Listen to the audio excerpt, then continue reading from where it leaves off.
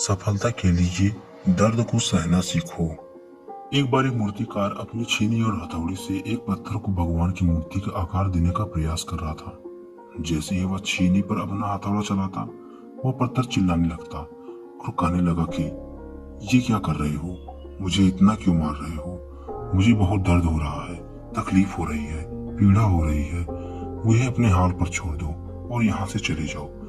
मूर्तिकार ने इस पत्थर से कहा, मुझे बहुत अच्छे से पता है कि तुम्हें बहुत ज्यादा दर्द हो रहा है, तकलीफ हो रही है और तुम बहुत ज्यादा पीड़ा में हो, लेकिन यदि आज तुमने इस दर्द को नहीं सहा, इस तकलीफ को नहीं सहा, तो जीवन भर तुम इसी प्रकार पड़े रहोगे। मुझे पता है कि तुम में आगे बढ़ने की अपार संभावना है। तुम एक बहुत अच्छे पत्थर हो, लेकिन यदि तुम इसी प्रकार रहोगे तो कभी आगे नहीं बढ़ पाओगे। इतना कहकर मूर्तिकार औजार उठाए ही थे कि पत्थर फिर से चिल्लाने लगा, गिड़गिड़ाने लगा और विनती करने लगा कि मुझे अपने हाल पर ही छोड़ दो। मुझे पता है कि जीवन के लिए कौन सी चीज सही है और कौन सी चीज गलत। मुझे बहुत ज्यादा दर्द हो रहा है, अब मैं इस तकलीफ को बहुत ज्यादा नहीं सह पाऊंगा। मैं जिस हाल में हूँ उस हाल में मुझे छोड़कर तुम यहाँ से चले जाओ। वह मूर्तिकार फिर से पत्थर को समझाने की ज्यादा कोशिश की कि अधीर मत बनो और अपने सब्र को थोड़ी देर बनाए रखो और इस दर्द को सहो। यदि इस दर्द को सह लिए तो भगवान की मूर्ति के रूप में तुम्हारा स्थापना करूंगा और फिर दूर से लोग तुम्हारी पूजा करने के लिए आएंगे और पंडित और लोग तुम्हारी सेवा करेंगे। लेकिन पत्थर ने उस मूर्ति की एक भी बात नहीं मानी और चिल्लाता रहा और अपनी बात पर अड़ा रहा। मूर्तिकार ने फिर उस पत्थर को समझाने की बहुत कोशिश की, लेकिन वो पत्थर नहीं माना। अब मूर्तिकार भी थक चुका था और वह उस पत्थर को छोड़कर आगे बढ़ गया और थोड़ी देर जाकर देखा कि एक और बहुत सुंदर पत्थर पड़ा हुआ था। उसने चीनी और हथौड़ी उठाई और उस पत्थर की मूर्ति बनाने के लिए वो तैयार हो गया।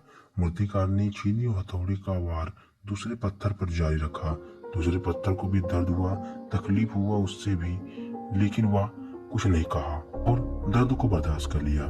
देखते ही देखते थोड़े समय बाद उस पत्थर ने भगवान की मूर्ति के रूप में धारण कर लिया।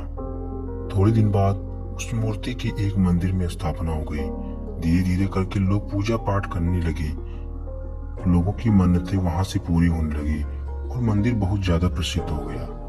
अब धीरे धीरे करके दूर दूर के गांव के लोग वहां पूजा पाठ करने आने लगे। फिर एक दिन उसी पत्थर को मंदिर में लाया गया और उसे एक कोने में रख दिया गया। वो लोग आते और उस पर नारियल फोड़ते। ये कोई और पत्थर नहीं बल्कि वही पत्थर था जो दर्द नहीं सहा था।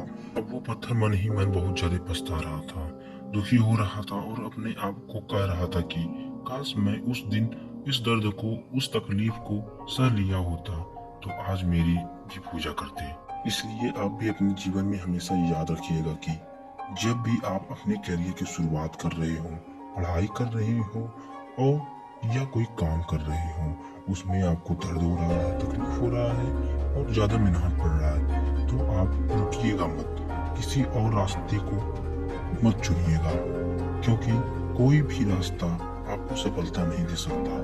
आपको उस दर्द को, उस तकलीफ को सहना ही होगा और उस दर्द को, उस तकलीफ को सहकर आप ज्यादा मेहनत बनेंगे।